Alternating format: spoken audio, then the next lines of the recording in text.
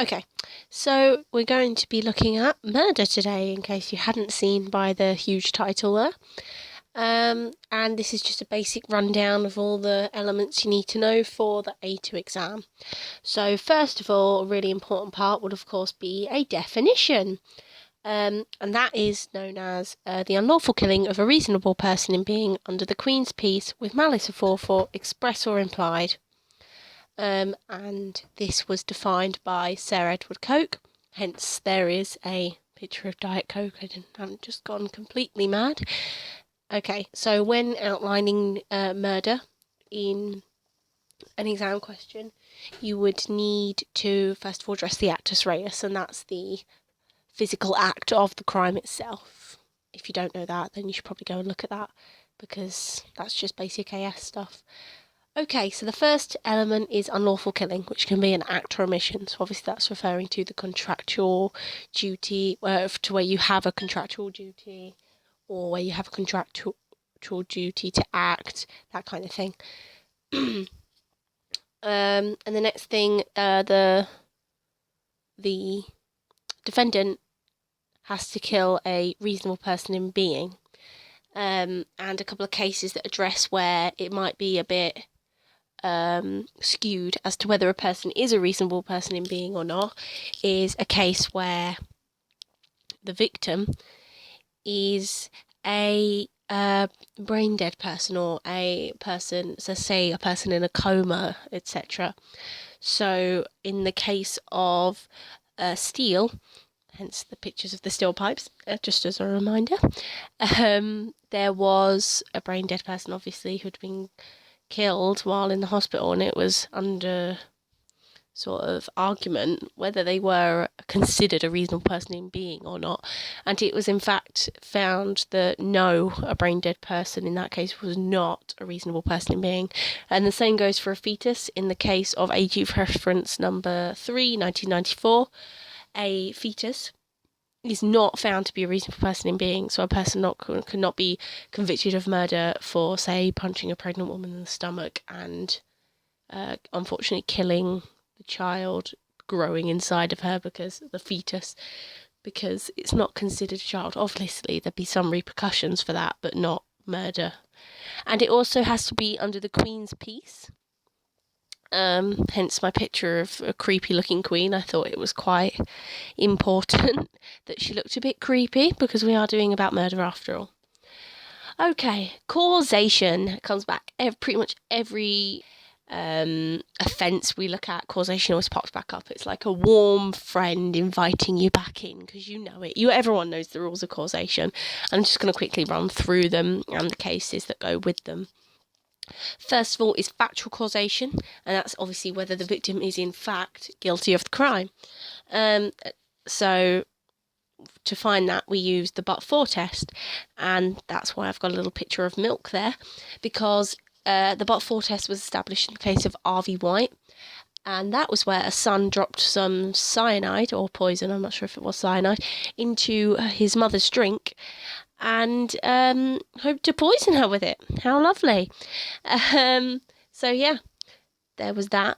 But the poison didn't kill her. She died of a heart attack in her sleep. So they had to use the but-for test to establish whether or not he was the factual cause of his mother's death. And if you use the but-for test to establish this, it shows that he wasn't the factual cause. But for the defendant putting poison in the victim's drink, would the victim have still died? And the answer is yes, she still would have died. So he wasn't in fact the cause of her death. And then the next part of causation you need to have would be legal causation. And to find that, use the operating and substantial cause test. So that looks at whether the victim's actions and the consequences of that were the operating and substantial cause of the victim's death. Was that the thing, the direct thing that killed them? And this was established in the case of R.V. Smith, when they were fighting in the army, just having a bit of a brawl, and army member was stabbed, and on his way to the doctors, the victim was dragged there, dropped off the stretcher a couple of times, dropped off the stretcher actually. Then the doctor was awful, didn't use proper medication, didn't wrap the bandage properly, and the victim died from his poor treatment. He didn't die from the wound that the defendant had caused. So legal causation was not applied there. It didn't apply there. So it couldn't be said that the defendant was the operating and substantial cause.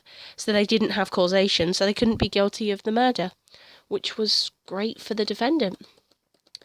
And finally, we look at the mens rea, which is the mental act of a crime. So that looks at what the victim was thinking at the time of the crime. The main case throughout all of the mens rea is R.V. Vickers, very important. Okay, so the first element of the definition within mens rea is malice aforethought. Now, no one knows what malice aforethought means now. No one uses that phrase anymore. But in the case of R.V. Vickers, they defined it to mean just intent, basically. They said that intent can either be direct or oblique intent, and direct intent was defined in R.V. Mohan as a decision to bring about a prohibited consequence. So that is where a person sees that they shouldn't be doing something, knows that they shouldn't be doing something, and just decides to do it anyway.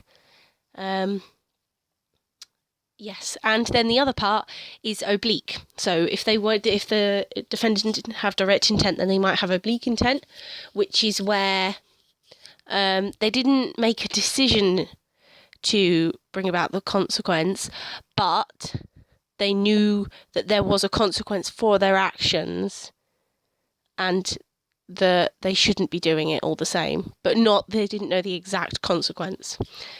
And this can be found using the virtual certainty test, and this looks at it asks two questions. Was the consequence a virtual certainty? So, say it was a murder. Was John stabbing Bill a virtual certainty? Bill would die.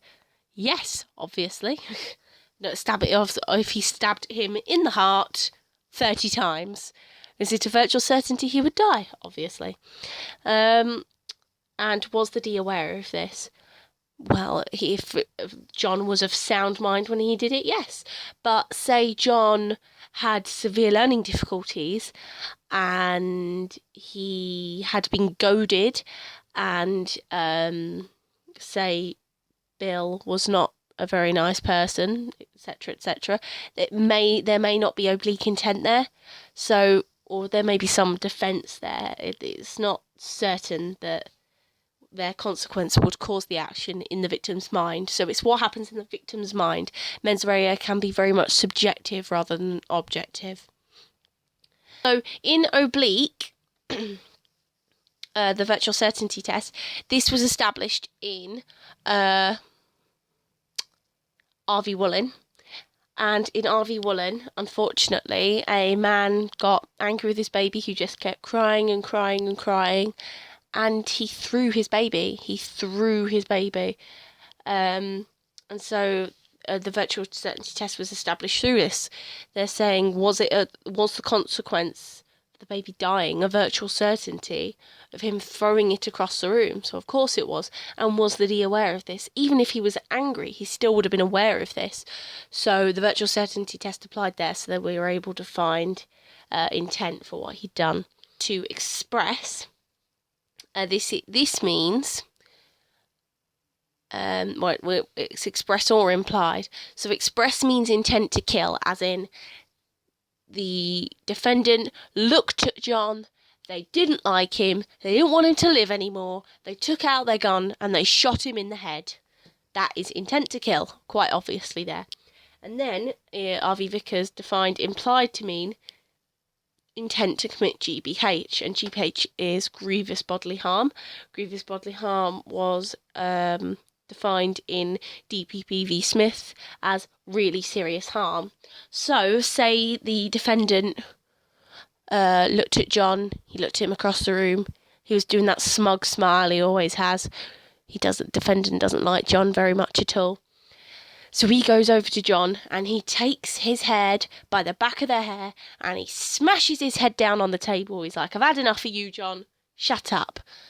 But John has a brain condition, and when the defendant smashes John's head down on the table, it sets that off and he dies. That's intent to do. He only had intent to do GBH there, but it caused the defendant to die. So it said that the defendant had implied intent for murder and could therefore still be guilty of murder. The same if he didn't have a brain tumour issue, just that he smacked his head just that bit too hard and it killed him, because obviously that can happen. Say he pushed the bottom of his nose up into his skull when he did it, that could kill him. So you can have that express intent or that implied intent. Either way, they can both be used for murder. Right, so that is it, I think. Obviously, in causation, if there's an actus reus intervenes, then that can break the chain of causation. But that is it. That is all for me. So, yeah, thanks so much for watching, so much for listening. I hope it's helped you, because it's helped me. And I hope that you will tune in again. The next video I'll be posting will be on diminished responsibility and then loss and control, given that they are the partial defences to murder. So I will see you when I post my next video. Bye bye.